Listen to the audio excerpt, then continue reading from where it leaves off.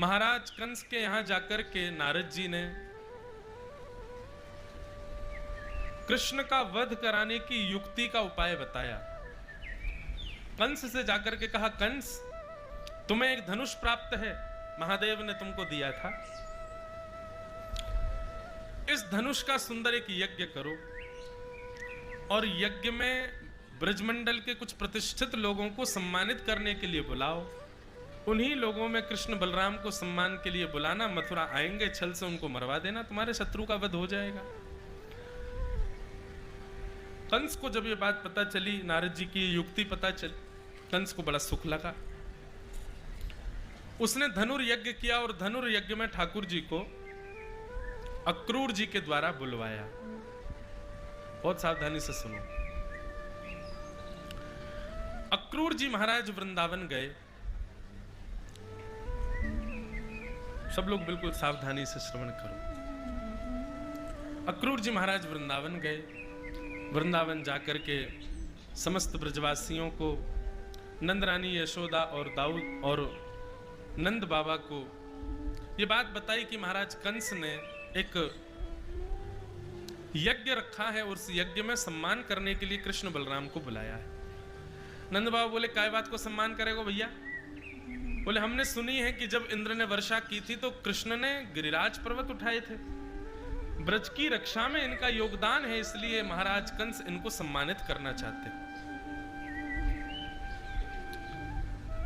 ये बात सुनकर के सब ब्रजवासी प्रसन्न तो नहीं हुए, पर नंद बाबा, यशोदा मैया आदि सबके पीछे ठाकुर जी पड़ गए। भैया सबके बालक जामे, मैं क्यों ना जा सकूं, मैं जाऊंगा। और अपने लाला की बात मान करके नंद बाबा ने स्वीकृति दे दी कि ठीक है लाला, तू मथुरा चल, मैं चलूंगा संग में। ब्रजवासियों को जब ये बात पता चली कि श्री कृष्ण अपनी लीला पूरी करके मथुरा जा रहे हैं 2 दिन के लिए, ब्रजवासियों को जब ये खबर पता चली तो मानो ऐसा लगा कि उनके प्राण किसी ने हरण कर लिए हों। जबकि इतनी बड़ी बात नहीं, सामान्य सी बात है। 2 दिन के लिए ठाकुर जी जा रहे हैं, पर 2 दिन में इतना विचलित हो जाना, ये प्रेम की पराकाष्ठा को दर्शाता है। हम जिससे अत्यंत प्रेम करते हैं, एक क्षण भी उसके दर्शन के बिना रह नहीं सकते, उसको देखे बिना रह नहीं सकते।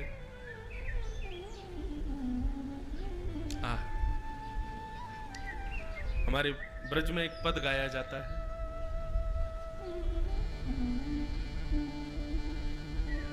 बिहारी तेरे नैना रूप भरे, बिहारी तेरे नैना रूप भरे। ठाकुर जी, आपका रूप कितना सुंदर है, आपके नेत्र कितने सुंदर हैं, आपका सर्वांगीण अंग कितना सुंदर है कि नेत्र जब एक बार ठाकुर जी को देखते हैं तो ऐसा होता है बंधुओं, नेत्र भी जीव की तरह होते हैं। जैसे पानी मिलने पर जीव की प्यास बुझती है, ऐसे नेत्रों को जब दृश्य दिखता है तो उस दृश्य को एक बार देखने के बाद नेत्रों की भी इच्छा पूर्ण होती है। पर ठाकुर जी का रूप कैसा है? बोले, ठाकुर जी जब दिखते हैं ना तो नेत्रों की मतलब ऐसा लगता है मानो उस समय यदि ठाकुर जी कहीं चले गए तो जैसे प्यासी जीव रह जाती है, वैसे नेत्र व्याकुल हो जाते हैं। कहां चले गए, ढूंढते हैं, खोजते हैं।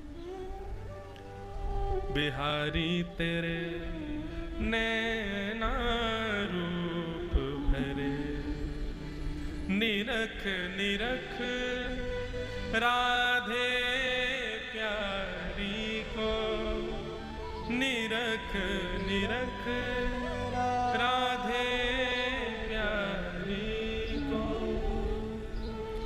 अनत ना कबहू भरे, बिहारी तेरे अनत ना कबहू भरे, बिहारी तेरे अनत ना कबहू भरे, निहारी तेरे अनत ना कबहू भरे, बिहारी तेरे नैना रूप भरे, बिहारी तेरे नैना रूप भरे। बहुत सुंदर है ठाकुर जी। सब ब्रजवासियों को यह खबर पता चली कि ठाकुर जी 2 दिन के लिए मथुरा जा रहे हैं, तो स्थिति ये हो गई ब्रजवासियों की कि ये सोच रहे हैं हम जीवित कैसे रहेंगे 2 दिन, क्योंकि किसी के प्राण अन्न में है, किसी के प्राण वायु में है, किसी के प्राण सर्वांगीण पंच रसों में है, पर ब्रजवासियों के या प्रेमियों के प्राण तो अपने प्रेमी में बसते हैं। ब्रजवासी कह रहे हैं हम जीवित कैसे रहेंगे। ये तो वही बात है कि जल बिन मछली, हवा बिन मानव, कैसे रहेंगे हम ठाकुर जी के बिना। ब्रजवासी जा करके ठाकुर जी से कह रहे हैं, बोले लाला हमने सुनी है तो 2 दिन को मथुरा जा रहा है। ठाकुर जी बोले अम्बे जा रहा हूं, कंस ने मोकू उपहार देवे के काजे बुलाया है। लाला तो एक उपहार लेवे के चक्कर में कितने ब्रजवासी इनके प्राण ले जाएगा तू को पता है। ठीक है, सब अपनी बात अपनी अपनी जगह, हम तोते लड़े, हम तोते झगड़े, तोते कछु भी कह दें अपनों जान के, लेकिन ये भी तो तू जाने ना हम तोते कितना प्रेम करें, कैसे रहेंगे 2 दिन तेरे बिना। ठाकुर जी सब ब्रजवासियों के सामने मुंह फुला करके बैठ गए। दुनिया के बालक घूमने जाते हैं, मैं नहीं जा सकता। अरे मुझको तो ऐसा लगा तुम ब्रजवासी या 84 कोस में ही बूढ़ो कर लोगे मुझे। अरे मेरा तो मन करे जावे को। सब ब्रजवासी मौन हो जाते हैं, स्तब्ध हो जाते हैं, नेत्र बंद कर लेते हैं। पता नहीं क्यों सबके चित्त में बार बार आ रहा है कि हम कैसे रहेंगे। रात भर सब ब्रजवासी नंद भवन के द्वार पर ही बैठे रहे। जैसे ही प्रातःकाल का सूर्य उदय हो रहा था, ब्रजवासी आज सूर्य को अर्घ दे रहे हैं, पर अर्घ देते हुए प्रार्थना ये कर रहे हैं कि हे सूर्य नारायण भगवान दोबारा से अस्त हो जाओ, आज आप उदित मत हो, क्योंकि अगर आज आप उदित हो गए हमारा लाला चलो जाएगा। एक होती है आश, वो आश कई बार प्रेम में आपको व्यवस्थित कर देती है, परंतु ब्रजवासियों का तो प्रेम ऐसा है कि ये आशा पर निर्भर रह ही नहीं सकते। इनको तो कृष्ण ही चाहिए। परसों की आस वास हमको जीवित नहीं रख पाएगी। द्वार पर बैठे, प्रातः काल का समय हो गया। आज चिड़ियां चहक नहीं रही हैं ब्रजमंडल में। आज गैयाओं के बछड़ा बछिया रम्मा नहीं रहे कि हमको दूध पिलाओ। आज गैया अपना अपना भूसा नहीं खा रही है, सानी का भोजन कर नहीं रही है। सब केवल एक टक पलक नेत्रों से नंद भवन के द्वार पर देख रहे हैं। जैसे ही नंद भवन का द्वार खिला, लाखों ब्रजवासी सब बिल्कुल चुपचाप स्थिति में सिसकियां भर रहे हैं, नेत्रों में आंसू गिर रहे हैं, सब देख रहे हैं नंद भवन की ओर। जैसे ही ठाकुर जी बाहर निकल करके आए, स्थिति देख करके एक बार को परब्रह्म परमात्मा जगदीश्वर श्री कृष्ण भी सोच रहे हैं कैसे जाऊं ब्रज छोड़ करके, इन वृंदावन वासियों को कैसे छोड़ के जाऊं। बंधुओं, परब्रह्म को कोई आसक्ति नहीं होती, परब्रह्म को कोई बंधन नहीं होता, परब्रह्म का कोई मोह नहीं होता, लेकिन प्रेम में यह सामर्थ्य है कि प्रेम जब परब्रह्म से होता है ना, तो परब्रह्म भी आसक्त हो जाता है, परब्रह्म भी मोहित हो जाता है, परब्रह्म भी बंध जाता है। इंसान कहे कि मैं बड़ा तो धरती पर तू क्यों खड़ा, धरती कहे कि मैं बड़ी तो शेष के सर पर क्यों पड़ी, शेष कहे कि मैं बड़ा तो श्री शिव के गले में क्यों पड़ा, शिव कहे कि मैं बड़ा तो कैलाश पर जाकर क्यों बसा, कैलाश कहे कि मैं बड़ा तो रावण के डर से क्यों खलबला, रावण कहे कि मैं बड़ा तो बाली की बगल में क्यों दबा, बाली कहे कि मैं बड़ा तो श्री राम के बाण से क्यों मरा, और प्रभु श्री राम कहे कि मैं बड़ा तो भक्तों के पीछे क्यों पड़ा। क्यों पड़े हैं ठाकुर जी भक्तन के पीछे? अहम भक्त पराधीन। भागवत में भगवान कहते हैं मैं अपने भक्तों के पीछे ही पड़ा रहता हूं। और कैसे? बोले अनुब्रजाम में हम नित्यम पूये ये तन्य रेणु भी। जिस प्रकार गैया के पीछे उसका बछड़ा चलता है, जहां गैया जाती है वहीं बछड़ा जाता है, उसकी रज में संलिप्त रहता है, ठीक वैसे ही भक्त गैया है और मैं भगवान उसकी बछिया हूं, उसके पीछे पीछे ही चलता हूं, वो जहां जाता है। ये परब्रह्म है। ठाकुर जी सोच रहे हैं कैसे जाऊं मथुरा। ब्रजवासी सब ठाकुर जी से कह रहे हैं लाला मत जावे, लाला हमें छोड़ के मत जावे। ठाकुर जी नीची नजर करके सबसे कह रहे मैं परसों आ जाऊंगा, परसों आ जाऊंगा। और परसों का बहाना दे करके, परसों की आश दे करके ठाकुर जी रथ पर आरूढ़ हो गए। तभी अक्रूर जी महाराज ने मन में विचार किया कि ये ब्रजवासी इतना प्रेम करते हैं, इतनी आशा से ठाकुर जी को परसों के लिए भेज के जा रहे हैं, इन ब्रजवासियों के साथ छल हो जाएगा यदि इनको वास्तविकता नहीं बताई गई तो। और अक्रूर जी महाराज ने सोचा सबको बताना अलग बात, सबको बताना तो संभव नहीं है, मैं यशोदा जी को बता देता हूं। और जब ठाकुर जी सब ब्रजवासियों से मिल रहे थे, अक्रूर जी महाराज यशोदा मैया को लेकर के भीतर कक्ष में गए और जाकर के कहने लगे मैया आपको एक सत्य बताना है। बोले क्या? आपके लाला जो श्री कृष्ण है ना, ये आपके पुत्र नहीं है, देवकी के पुत्र है। कंस के कारागृह में बंदी बनी हुई देवकी और वसुदेव, उनकी 8वीं संतान जो कंस का काल है, वही है श्री कृष्ण। अष्टमी की रात्रि को कंस से रक्षा करने के लिए वसुदेव जी आपके बगल में इस लाला को सुला गए थे।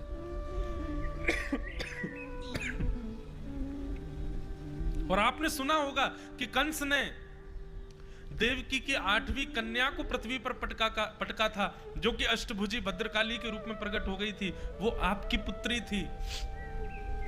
लाला को सुला करके उस पुत्री को लेकर के वसुदेव जी चले गए थे।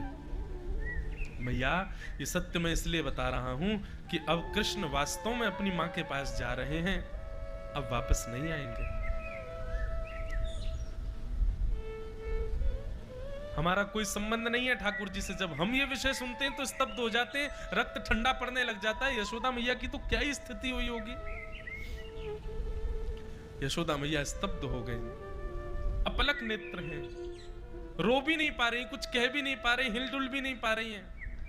बस अक्रूर जी बोले मैं आपको इस झूठ से छुपाना नहीं चाहता था मां, आपको बताना चाहता था, इसलिए बस बता दिया। आप आशा मत करना कि कृष्ण परसों आएगा, क्योंकि वहां भी एक मां 11 वर्ष 56 दिनों से इनकी प्रतीक्षा कर रही है। कह करके अक्रूर जी चले गए। रथ में अक्रूर जी आरूढ़ होकर के जाने लगे। भगवान सब ब्रजवासियों से मिल रहे थे।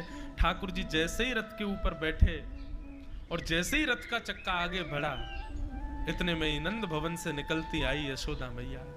अरे लाला रुक जा, अरे कन्हैया रुक जा, अरे मेरे लाला रुक जा, अरे कान्हा, अरे गोपाल नेक रुक जा। मैया का स्वर सुनते ही चलते रथ में से कूद पड़े ठाकुर जी। दौड़ करके यशोदा मैया को अंग से लगा लिया। कहा भैया मैया तू इतनी व्याकुल क्यों है रही है? यशोदा मैया कुछ नहीं बोल रही, केवल आंसू निकल रहे हैं। ठाकुर जी के मुख का स्पर्श करती है, नासिका का स्पर्श करती है, गले का स्पर्श करती है, वक्ष का स्पर्श करती है, सर्वांगीण अंग का यशोदा मैया अपने हाथों से स्पर्श करती है।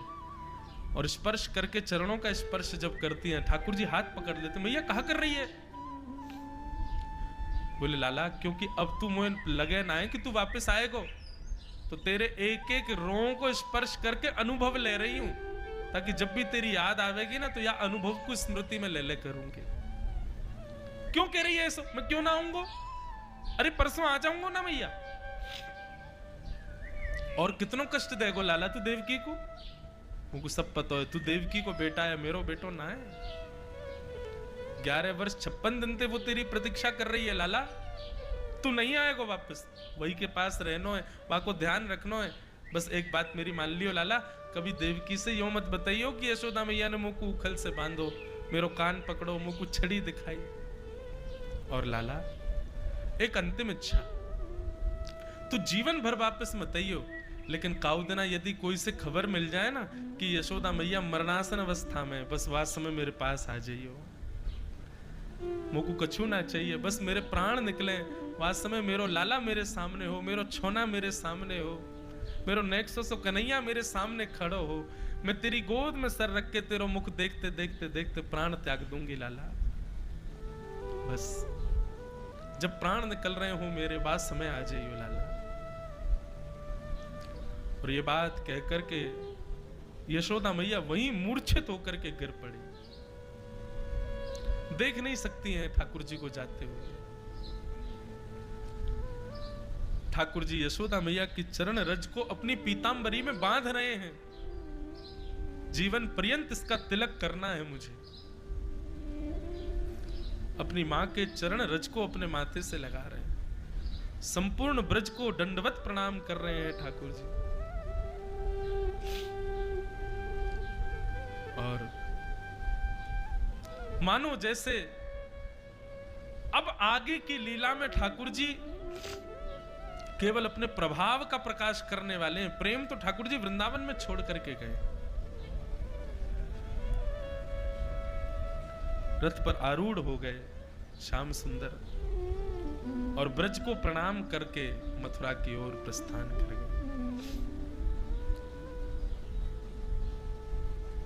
तेरी अखियां हैं जादू भरी, बिहारी में तो कब से खड़ी। 3 दिन तक वृंदावन की समस्त ब्रजांगनाएं मथुरा के उस मार्ग पर ही बैठी रही, प्रतीक्षा कर रही हैं, कृष्ण आ रहे होंगे, कृष्ण आ रहे होंगे, कृष्ण आ रहे होंगे।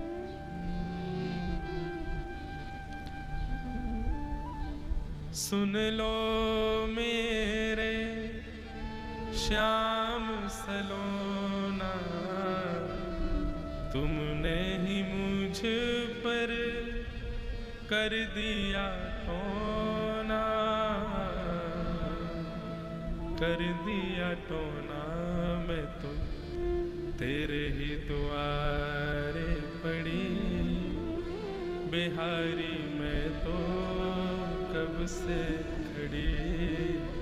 तेरी अखियां हैं जादू भरी, बिहारी मैं तो कब से खड़ी। ठाकुर जी मथुरा चले गए। बंधुओं, अब आप जब मथुरा और द्वारिका लीला का श्रवण करोगे ना, आपको कृष्ण बदले बदले नजर आएंगे। क्यों? कृष्ण का जो प्रभाव, कृष्ण का जो स्वभाव है ना, प्रेम, वो तो केवल ब्रज की सीमा के अंदर ही है, उसके बाहर कहीं नहीं। ब्रज की सीमा त्यागते ही ठाकुर जी अपने प्रभाव का प्रकाश करते हैं, और ब्रज की सीमा में ठाकुर जी अपने प्रेम का प्रकाश करते हैं। इसलिए ब्रज की लीला में ठाकुर जी अद्भुत लगते हैं। ब्रज की लीला के बाद ठाकुर जी लगते अद्भुत तब भी हैं, लेकिन उनका जो प्रेम स्वरूप है ना, वो खोया खोया दिखाई देता है, क्योंकि वो तो वृंदावन में ही है। इसलिए हमारे वृंदावन में कहते हैं कि भैया 2 कन्हैया हैं, एक तो देवकी नंदन कृष्ण है, एक नंद नंदन कृष्ण है। नंद नंदन कृष्ण तो वृंदावन छोड़ के कभी जाते ही नहीं है, आज भी वृंदावन में हैं। और देवकी नंदन कृष्ण ही मथुरा द्वारिका आदि आदि लीला, महाभारत युद्ध आदि सब देवकी नंदन कृष्ण करते हैं। नंद नंदन कृष्ण तो कभी वृंदावन छोड़ करके नहीं जाते। भगवान मथुरा पहुंचे। मथुरा आकर के भगवान ने एक माली का उद्धार किया, एक धोबी का उद्धार किया, कुब्जा का उद्धार किया, कुबलिया पीड़ हाथी था उसका वध किया, धनुष भंजन किया जो कि महादेव के द्वारा प्रदत्त था कंस को। रणभूमि में ठाकुर जी प्रवेश कर रहे हैं। सबको ठाकुर जी अलग अलग रूप में दिखाई दे रहे हैं। मल्लानाम मशनऋणाम नरवर स्त्रीणाम स्मरो मूर्तिमान, गोपानाम स्वजनो सताम चितुभुजाम शास्त्रा सुपुत्रो शिशु, मृत्युर्भोजपतिर्विराट विदुषाम तत्वं परम योगिनाम, वृष्णीनाम परदेवतेत विदितो रंगम गतः शाग्रज। सबको ठाकुर जी अलग अलग रूप में दिख रहे थे, परंतु महाराज कंस को ठाकुर जी साक्षात अपनी मृत्यु के रूप में दिखाई दे रहे थे। बड़े बड़े मल्लों को ठाकुर जी ने एक एक मुष्टिक प्रहार से वध कर दिया। 50 सिड्डी ऊपर बैठे हुए महाराज कंस के पास एक छलांग मार करके ठाकुर जी पहुंच गए। मुकुट को दूर फेंक करके ठाकुर जी ने केश पकड़ लिए। कंस कहने लगा, महामंत्री सेनापति सब बचाओ मुझे आकर के। भगवान बोले, चिल्लाओ मत, ये सब वहां पहुंच गए जहां तुमको पहुंचना है। अब चुपचाप मेरे नेत्रों में देखो। मामा, ऐसी मृत्यु किसी को नहीं मिली जैसी तुमको मिल रही है। कंस ने भगवान के नेत्रों में देखा। नेत्रों में देखने के बाद एक क्षण के लिए पलक झपक के दोबारा देखा तो शंख चक्र गदा पद्म नारायण रूप में साक्षात भगवान कृष्ण का दर्शन होने लगा। कंस समझ गया कि ये साक्षात परमात्मा है, साक्षात परब्रह्म है। दोनों भुजाओं से ठाकुर जी ने कंस के विशाल देह को उठा करके और 50 सिड्डी ऊपर से नीचे पृथ्वी पर पटक दिया कूद करके छलांग मार के कंस की छाती पर अपना घुटना टेक करके भगवान ने कंस का वध कर दिया। बोलो कंस मर्दन भगवान।